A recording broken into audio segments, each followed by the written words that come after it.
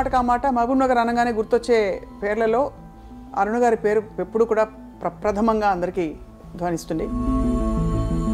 అరుణ గారు 33% మహిళల రిజర్వేషన్ ఏ విధంగా దేశ పురోగతికి సమాజ పురోగతికి తోడ్పడుతుంది, సహాయపడుతుందని మీరు అనుకుంటున్నారు? కొంత దీని మీద ఒక రకమైనటువంటి ముద్ర వేసేటటువంటి ప్రయత్నం కాంగ్రెస్ పార్టీ చేయడము, ప్రతిపక్షాలు చేయడం అనేది మనం చూస్తా ఉన్నాం కదా. దానికి వాళ్ళు చేసేటటువంటి దానికి ఉన్నదానికి చాలా తేడా ఉంది. మీరు రాజకీయాల్లో ఉన్న ఒక సక్సెస్ఫుల్ మహిళగా అరుణ గారు, మీరు ఒత్తిళ్లు బాగా ఫేస్ చేసి ఉంటారు. మీరు కూడా యాక్చువల్గా ఇప్పుడు నేనేమి ఎక్సెప్షన్ కాదు. మీరు పొలిటికల్ ఫ్యామిలీ అయినప్పటికీ కూడా తొక్కేస్తారా? కర్ణాటక ఎన్నికల ఫలితం చూశాక అండ్ ముఖ్యంగా ఇక్కడ అసెంబ్లీ ఎన్నికల్లో మీరు నెగ్గలేకపోయారు భారతీయ జనతా పార్టీ. మరి ఎందువల్ల మీ నినాదాన్ని కానీ ఈ గొప్ప సందేశం మీరు ఏదైతే చెప్తున్నారో మోదీ గారిది ప్రజల్లోకి తీసుకెళ్ళలేకపోయారు? అసెంబ్లీ ఎన్నికలకి ఎందుకు తేడా వచ్చేసింది? ప్రజలని మోసం చేసి కేసీఆర్ కంటే ఎక్కువ గ్యారంటీలు చెప్పేశారు కాంగ్రెస్ పార్టీ నాయకులు. సో మొత్తానికైతే ఈసారి సీన్ మారుతుందంటారు. డెఫినెట్గా మీరు చేసే అభివృద్ధికి పైన ఒక హిందూ ధర్మం అనే ఒక దుప్పటి కప్పడం వల్ల మీరు చేసే పనులన్నీ పక్కకి వెళ్ళిపోయి ధార్మిక అంశాలపై దృష్టి పెడుతున్నట్టు ప్రొజెక్ట్ అవుతోంది జనానికి. మన సంస్కృతి, సంస్కారము, మన ధర్మము అవన్నీ నిలబెట్టుకుంటూ ముందుకు వెళ్తుండాలి. కానీ అయోధ్య రామ మందిరం నిర్మాణం ఎన్నికల్లో పనికొస్తుందని భావిస్తున్నారా? మతపరమైనటువంటి పార్టీని ఒక ముద్ర వేసి ప్రతిపక్షాలైనటువంటి వాళ్ళు ఇతర మతస్థులకి ఏమన్నా చేసిందా భారతీయ జనతా పార్టీ ఇదే విధంగా, ఇదే చందంగా? ఒక మసీదు కట్టిస్తానని కానీ, ఒక చర్చ్ కట్టిస్తానని కానీ.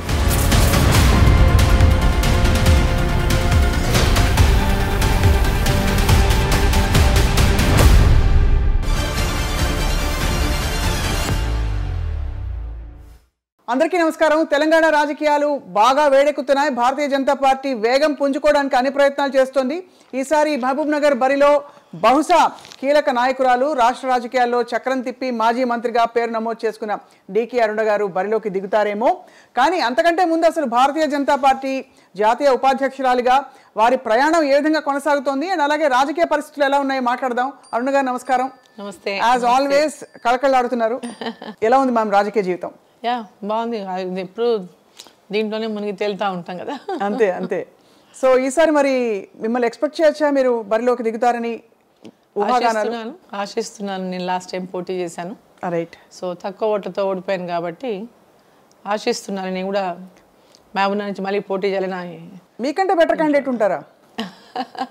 అంటే ఆశించే వాళ్ళు చాలా మంది ఉంటారు. దాంట్లో ఏముంది, ఎవరైనా ఆశించవచ్చు కదా. వాస్తవం. నాయకులు ఎంతోమందో రాజకీయంలో ఉన్నటువంటి ప్రతి ఒక్కరు కూడా ఆశిస్తుంటారు. వారి వారి అంటే ఎవరి ఇప్పుడు నేను ఆశించినట్టుగానే వేరే వాళ్ళు కూడా ఆశిస్తారు.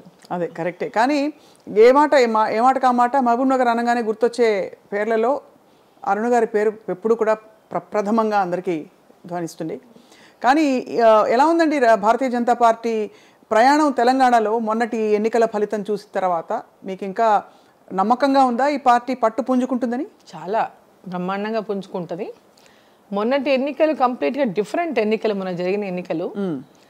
యాక్చువల్గా భారతీయ జనతా పార్టీ పోరాటాలు చేసి బీఆర్ఎస్ పార్టీ పైన పెద్ద ఎత్తున వాళ్ళు ఇచ్చిన హామీల పైన కానీ, తెలంగాణలో జరుగుతున్నటువంటి అవినీతి పైన కానీ, ప్రజలను మోసం చేస్తున్న తీరు కానీ, అరాచకం పైన కానీ, అప్రజాస్వామికమైనటువంటి పరిపాలన కానీ అన్నిటిపైన కూడా పెద్ద ఎత్తున పోరాటం చేసింది భారతీయ జనతా పార్టీ.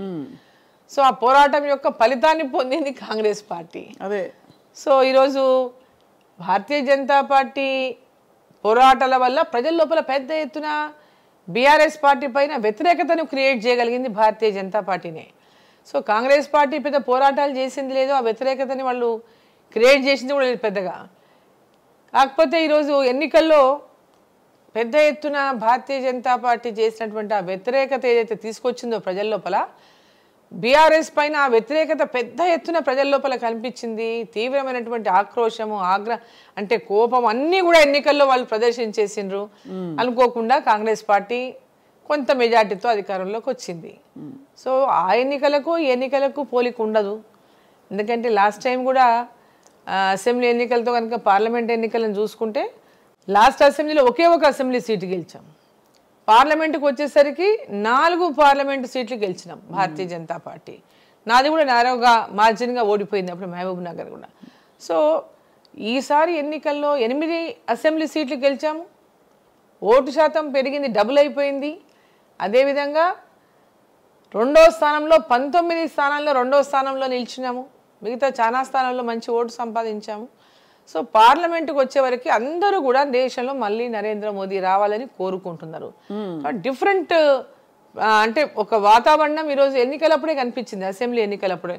నెక్స్ట్ వచ్చే పార్లమెంట్ ఓటు మటుకు మోడీ గారికి అనేటటువంటిది ఎక్కడికి వెళ్ళినా ప్రజలు మాట్లాడడం మనం ఆ ఎన్నికల్లో చాలా స్పష్టంగా చూసినాము.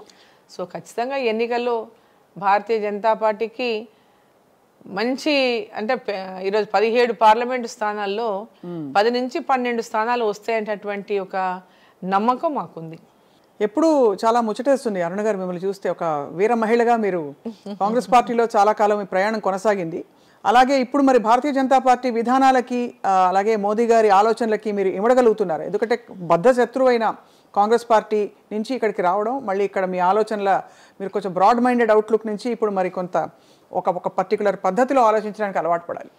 అంటే ఇక్కడ కూడా అంటే వాళ్ళు మనం అనుకున్నట్టుగా ఇక్కడ ఏదో భారతీయ జనతా పార్టీ అంటే ఇదేదో ఒకలాంటి క్రియేషన్ ఏదైతే బయట ఉందో, సో అట్లాంటిది ఏమీ లేదు. జనరల్గా అందరి యొక్క అభివృద్ధి, దేశం యొక్క అభివృద్ధి అందరినీ సమాన దృష్టితోనే భారతీయ జనతా పార్టీ చూస్తూ ఉంది. కొంత దీని మీద ఒక రకమైనటువంటి ముద్ర వేసేటటువంటి ప్రయత్నం కాంగ్రెస్ పార్టీ చేయడము, ప్రతిపక్షాలు చేయడం అనేది మనం చూస్తూ ఉన్నాం. కానీ దానికి వాళ్ళు చేసేటటువంటి దానికి ఉన్నదానికి చాలా తేడా ఉంది. అంతే అంటారు. ఏ విధమైన అంటే ఒక తత్వంలోనే నడవాలి అనే ఒక ఆంక్ష గానీ ఒక అలాంటివి ఏమి ఉండవంటారు. నేను 5 years అయింది కదా పార్టీలో చేరి.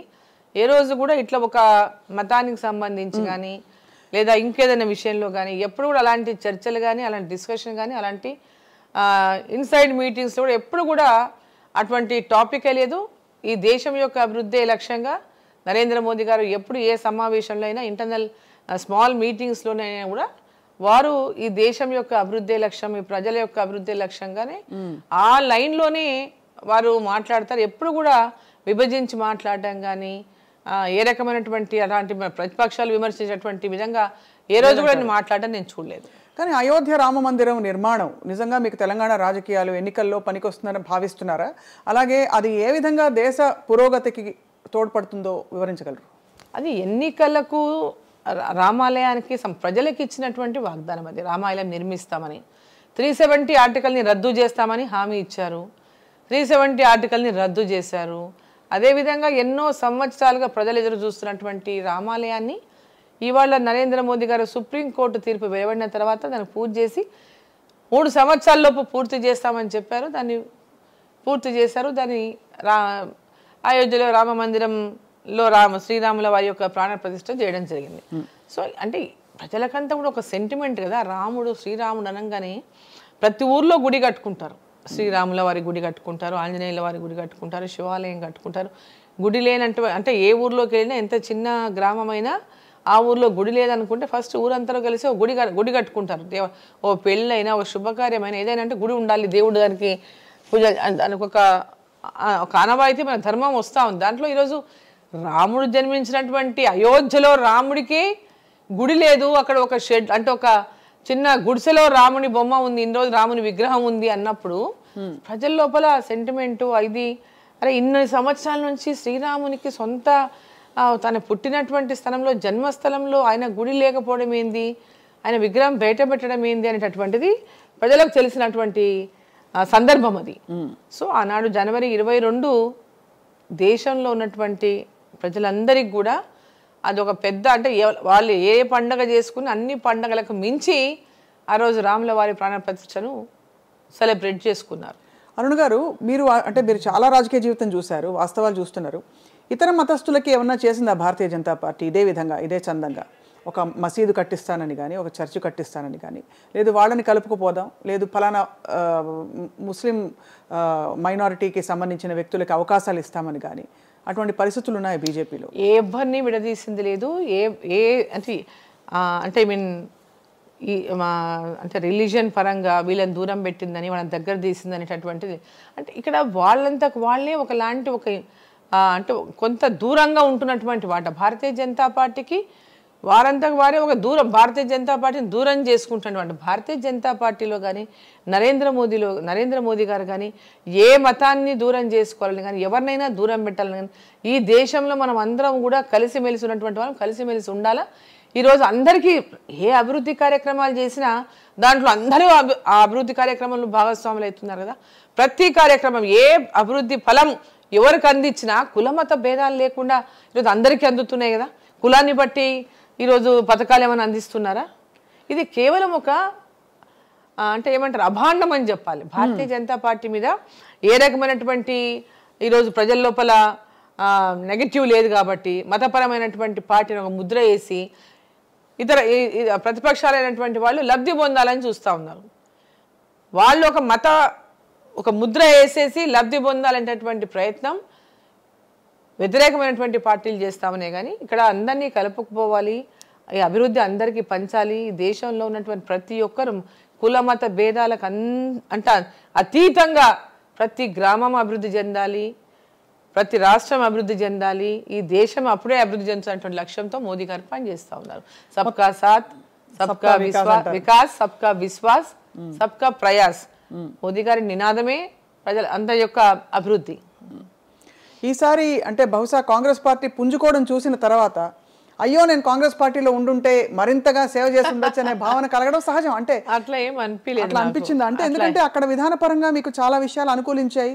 మేమంటే ఒక సీనియర్ నాయకురాలు అక్కడ అనుకూలించడం అని కాదు, అక్కడ ఫస్ట్ నుంచి అక్కడ ఉన్నాం కాబట్టి ఫస్ట్లో అక్కడ ఉన్నాం, ఎక్కువ రోజులు అక్కడ ఉన్నాం కాబట్టి అందరితో ఆ కనెక్షన్స్ ఉన్నాయి కాబట్టి ఇక్కడికి వచ్చినాక ఫస్ట్లో కొత్తగా ఉండింది. ఇప్పుడు అందరూ ఇక్కడ కూడా అందరూ ఫ్యామిలీ లాగా అయిపోయినారు. అట్లా ఏం లేదు, ప్రాబ్లం ఏమీ లేదు. ఎందుకు మొన్నటి కర్ణాటక ఎన్నికల ఫలితం చూశాక అండ్ ముఖ్యంగా ఇక్కడ అసెంబ్లీ ఎన్నికల్లో మీరు నెగ్గలేకపోయారు భారతీయ జనతా పార్టీ. మరి ఎందువల్ల మీ నినాదాన్ని కానీ ఈ గొప్ప సందేశం మీరు ఏదైతే చెప్తున్నారో మోదీ గారిది ప్రజల్లోకి తీసుకెళ్ళలేకపోయారు? అసెంబ్లీ ఎన్నికలకి ఎందుకు తేడా వచ్చేసింది? అంటే ఇక్కడ పెద్ద ఎత్తున ప్రతిపక్షాలన్నీ అంటే బీఆర్ఎస్ పార్టీ కానీ కాంగ్రెస్ పార్టీ కానీ ఒక వ్యూహాత్మకంగా భారతీయ జనతా పార్టీని అంటే ఎదగకుండా అడ్డుకోవాలనేటటువంటి ఒక వ్యూహాన్ని రచించుకొని ముందుకు పోయినాయి. భారతీయ జనతా పార్టీ పెద్ద ఎత్తున తెలంగాణలో బలపడతా ఉంది. ఎప్పుడైతే దుబ్బాక గెలిచిందో, ఎప్పుడైతే జిహెచ్ఎంసీలో గెలిచారో, ఎప్పుడైతే హుజరాబాద్లో గెలిచారో ఈ పార్టీని కనుక అడ్డుకట్ట వేయకపోతే ఇది ప్రమాదం అనేటటువంటిది ఇరు పార్టీలు కూడా కాంగ్రెస్ కానీ బీఆర్ఎస్ కానీ ఇరు పార్టీలు కూడా ఎట్లయినా వ్యూహాత్మకంగా భారతీయ జనతా పార్టీని దెబ్బ కొట్టాలనేటటువంటి లక్ష్యంతో ఒక ప్రణాళికబద్ధంగా ఏం చేస్తారు, ఇక్కడ ప్రజల లోపల ఒక అనుమానాన్ని కేసీఆర్ గారు సృష్టించేటటువంటి ప్రయత్నం చేస్తారు. ఇక్కడ తిడతారు, ఇమ్మీడియట్గా మళ్ళీ కేంద్రంలోకి వెళ్ళి ప్రధానమంత్రిని కానీ కలుస్తారు, వాళ్ళ అపాయింట్మెంట్ అడగడము, వాళ్ళతో కలవడము. కేంద్రంలోనే ఏంటంటే ఒక వీళ్ళు అపాయింట్మెంట్ అడిగినప్పుడు న్యాచురల్గా మొన్న ఇక్కడ కొత్తగా ఎంపికైనటువంటి ముఖ్యమంత్రికి రేవంత్ రెడ్డి గారు కూడా టైం అడగంగానే టైం ఇచ్చారు, కలిసారు ఈ రాష్ట్ర ముఖ్యమంత్రిని కూడా. సో అప్పుడు ఏది చేసినా అది ఒక పెద్ద పిక్చర్ అన్నమాట. అరే బీఆర్ఎస్ పార్టీ టైం ఇచ్చేశారు, కలిసేశారు, ఏదో జరిగిపోయింది, లోపల ఉంది, వీళ్ళు పైన ఏదో ఇట్లాంటి ఒక పబ్లిసిటీని బాగా చేశారు, negative publicity. Bharatiya Janata party BRS party ఒకటే, ఈ రెండు ఒకటే అనేటటువంటిది ఒక దుష్ప్రచారాన్ని పెద్ద ఎత్తున చేయడం వల్ల ప్రజల లోపల అదే చెప్పి వాళ్ళు రెండు ఒకటే అనేటటువంటి ఒక నేరేటివ్ని వీళ్ళు తీసుకుపోవడంలో సక్సెస్ అయ్యారు. ఇంకా 6 గ్యారెంటీలు ఒకటి, 6 గ్యారెంటీల గురించి చాలా పెద్ద ప్రచారం చేశారు. కర్ణాటకలో 5 గ్యారెంటీలు, తెలంగాణకు వచ్చే వరకు 6 గ్యారెంటీలు బ్రహ్మాండంగా అక్కడ కర్ణాటకలో ఇంప్లిమెంట్ చేసాం 5 గ్యారెంటీలు అన్న. అక్కడ 5 గ్యారెంటీలతోనే వాళ్ళు గెలిచారు. అక్కడ కొంత బీజేపీ ఓడిపోవడానికి అక్కడ కొంత ఇంటర్నల్ ఇష్యూస్తో అక్కడ కొంత లోకల్గా అక్కడ జరిగినటువంటి కొన్ని సమస్యలతో అధికారంలోకి వచ్చారు వాళ్ళు. వాళ్ళ యొక్క పెద్ద ఎత్తున కాంగ్రెస్ పార్టీ అక్కడ ఏదో చేసేసిందనేటటువంటి అధికారంలో రాలేదు. అక్కడ కూడా కొన్ని చిన్న పొరపాట్ల వల్ల భారతీయ జనతా పార్టీ స్వయంగా కొన్ని పొరపాట్ల వల్ల అక్కడ అధికారంలోకి వచ్చింది. ఇక్కడ కూడా 6 గ్యారెంటీల పేరుతో ప్రజలని మోసం చేసి కేసీఆర్ కంటే ఎక్కువ గ్యారెంటీలు చెప్పేశారు కాంగ్రెస్ పార్టీ నాయకులు. ఇప్పుడు 6 గ్యారంటీలు అని చెప్పి నమ్మించడానికి ప్రయత్నం చేసి అధికారంలోకి వచ్చింది ఇక్కడ కాంగ్రెస్ పార్టీ. ఈ 2 నేరేటివ్లు బీఆర్ఎస్ బీజేపీ ఒకటని 6 గ్యారంటీలని అంత చేసినా కూడా వాళ్ళు ఎంత బొటాబొట్టిగా అధికారంలోకి వచ్చారు సీట్లతో. అయితే మీ దృష్టిలో బీఆర్ఎస్ కున్న నెగటివ్ మీకు అంటుకుందంటారు అయితే మొన్నటి ఎలక్షన్స్? మాకు అంటుకోలేదు. ఆయన మీద ఉన్నటువంటి నెగటివ్ని కాంగ్రెస్ తీసుకోగలిగింది. ఇప్పుడు అది మేము అంటే ఒకటి వాళ్ళిద్దరు ఒకటి అనడం వల్ల ఆ ఓటును కోపంతోన కాంగ్రెస్ పార్టీకి వేస్తారు. వారి మీద ఉన్న కోపాన్నంతా బీఆర్ఎస్ మీద ఉన్న కోపాన్నంతా కూడా డైవర్ట్ చేసి కాంగ్రెస్ పార్టీకి వేశారు. సో మొత్తానికి అయితే ఈసారి సీన్ మారుతుందంటారు. ఎన్ని గెలుస్తారని 10 నుంచి 12 స్థానాలు గ్యారంటీగా గెలుస్తామనే నమ్మకం ఉంది.